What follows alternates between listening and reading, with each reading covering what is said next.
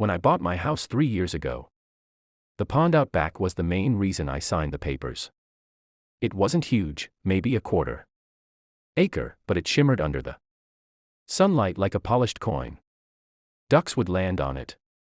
Dragonflies hovered above it, and in the evenings, the frogs sang like an orchestra.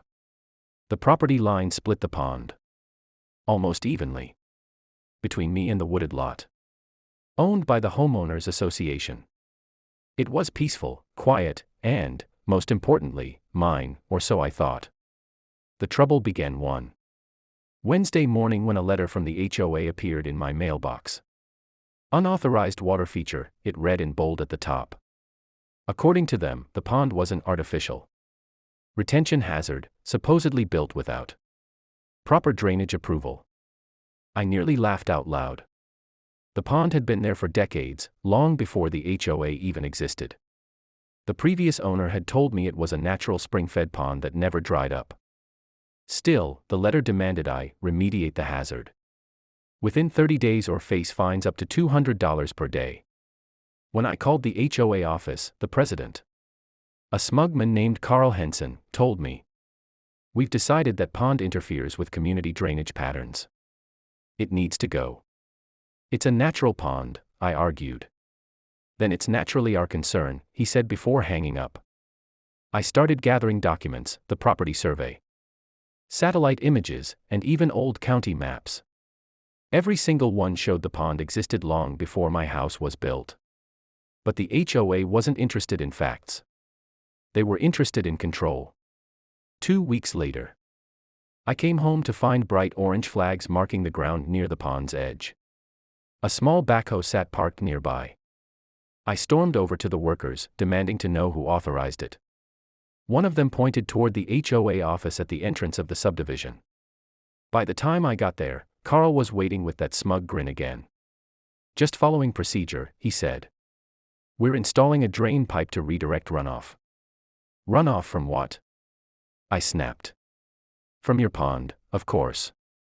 That night, I stood by the water, flashlight in hand, feeling a mix of anger and helplessness. The frogs were silent, as if they, too, sensed trouble. The HOA wanted to drain what nature had built, and I knew they wouldn't stop until they got their way. But I wasn't about to let them destroy my pond without a fight. I didn't know it then, but nature was about to take my side and make the HOA regret every inch of pipe they laid. The next morning, construction crews returned, their heavy machinery rumbling like thunder across the neighborhood. Carl strutted around in his polo shirt and sunglasses, pretending to supervise as if he were directing a city project. They began trenching a long ditch from the pond's edge toward the storm drain system behind the HOA's office park. The goal was clear: drain the pond, dry the land, and call it community improvement. I tried reasoning with them one last time. "That pond is fed by groundwater," I told Carl. "You can't just drain it like a bathtub." He smirked. "Groundwater, rainwater, whatever. We'll handle it." I warned him that the natural inflow would continue, that removing the pond could redirect water in unpredictable ways. But my words fell on deaf ears. They were confident in their plan, and their hired consultant, who looked like he'd learned his hydrology from a YouTube tutorial. By sunset, they had laid out PVC drainage pipes and dug a trench straight downhill toward the HOA's manicured green belt. The sound of frogs was replaced by diesel engines and clanking metal. I felt sick watching them stab into the earth like they were performing surgery without anesthesia. That night, it rained. Not a drizzle, one of those heavy summer storms that seemed to fall from all directions at once. I stood on my porch, flashlight in hand, watching the trench begin to fill with muddy water. The drainage system the HOA had installed wasn't draining anything, it was channeling the storm runoff backward. The slope they'd cut was wrong. Instead of water flowing away from the pond, it flowed toward the houses on the other side of the green belt, Carl's house included. By morning, the pond looked unchanged. But the HOA cul-de-sac was a mess. Water had pooled around their driveways. And several yards were under 3 inches of water. I watched Carl step outside in his slippers, staring at the flooded lawns with disbelief. When he saw me across the street, I gave him a friendly wave. "Looks like your drainage system's working great," I called out. He glared but said nothing. The irony was perfect. They had spent thousands trying to drain my pond. And now they were the ones bailing water from their homes. But the worst was yet to come. The pond had a memory, and nature wasn't done teaching them a lesson. Over the next week, the HOA tried to fix their mistake. They brought in a contractor to regrade the slope and expand the drain pipe. I stood at a distance, filming everything from my porch. It was like watching toddlers play in a sandbox with backhoes. They didn't understand that water follows gravity, not HOA orders. They dug deeper, thinking they could force the pond to empty faster.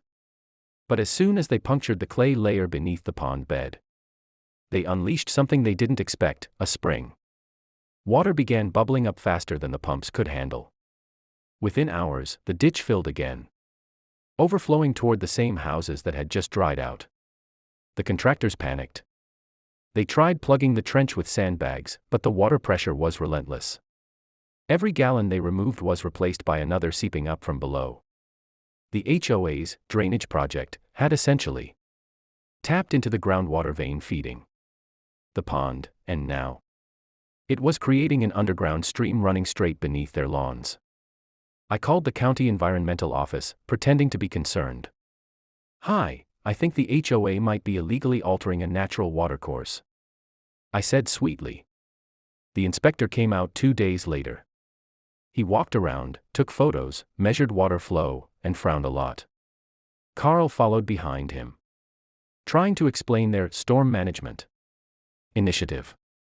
When the inspector asked for the permits, Carl went pale. There were no permits. The inspector asked, incredulous. Carl stammered something about community maintenance. The inspector didn't buy it. He ordered them to cease all digging immediately, and to hire a licensed hydrologist to assess the damage. By now, several homeowners had standing water in their basements. One woman shouted at Carl during the next HOA meeting, accusing him of ruining her carpet. Another man demanded reimbursement for a flooded garage. The once smug board was unraveling. Meanwhile, my pond looked healthier than ever. The extra water flow had expanded it slightly, giving it a new reflective edge like a mirror. Ducks had returned, oblivious to the chaos next door. Carl eventually stomped over to my yard, drenched in sweat and humiliation. "You knew this would happen, didn't you?" he accused. "I warned you," I said calmly. "Nature doesn't take orders from HOAs." He muttered something under his breath and walked away. I almost felt sorry for him, almost. But the story wasn't over. The next rainfall would turn their blunder into a full-blown disaster. It happened 2 weeks later, just as summer storms rolled through again. The forecast predicted moderate rain, but the clouds had other plans. By midnight, a deluge pounded the neighborhood like a waterfall. I could hear the rush of water from the pond's edge and the steady gurgle from that cursed trench the HOA had carved. Within an hour, the ground beneath the HOA's greenbelt turned into a swamp. The pond overflowed naturally, spilling into the trench, which, thanks to their faulty grading, acted like a funnel straight toward Carl's subdivision. Water poured through the backyards, down driveways, and into basements. I stood on my porch in a raincoat, watching headlights flash as residents scrambled to move their cars. The storm drains couldn't keep up. Every fix they'd made had only made the slope worse. By dawn, the HOA office itself was knee-deep in muddy water. I filmed as Carl and 2 board members tried desperately to pump it out with small electric pumps that sputtered and died. Their once pristine lawns were now miniature ponds of their own, reflecting the sky like my original one, but murkier and far less poetic. When the county inspector returned, he was furious. He slapped the HOA with multiple citations: unauthorized excavation, illegal alteration of a natural waterway, and property endangerment. Each fine was thousands of dollars. The insurance companies refused to pay for the flood damage, since it was man-made. By September, the HOA had to dissolve temporarily to handle legal costs. Carl resigned in disgrace. Homeowners, once loyal to the board, turned on him completely. Some even started petitions to restore the pond to its original, natural state. And me? I sat on my back porch, coffee in hand, watching the sunrise shimmer over the water that was finally, officially, declared protected natural habitat. The frogs had returned. The ducks had multiplied. A new HOA president eventually stopped by, a younger woman named Denise. She handed me a letter, this time, not a threat but an apology. On behalf of the community, we'd like to thank you for maintaining this ecological resource, it read. I smiled as I tucked it into my desk drawer. The pond was still there, gleaming like victory itself. Nature doesn't lose battles, it just waits for fools to dig their own defeat.